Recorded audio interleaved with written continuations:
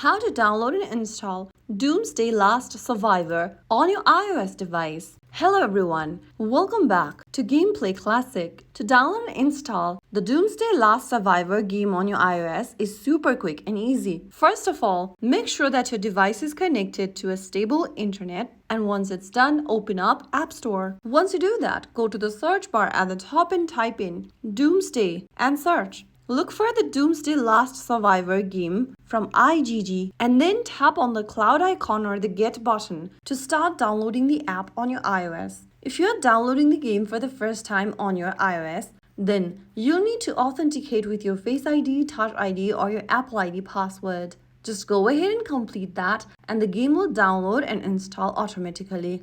Make sure you have a stable Wi-Fi and enough storage space on your device. So that is how you can easily download and install the Doomsday Last Survivors game on your iOS. If you found the video helpful, don't forget to like, share, and subscribe to our channel. I will be back again in the next video. Thank you for watching.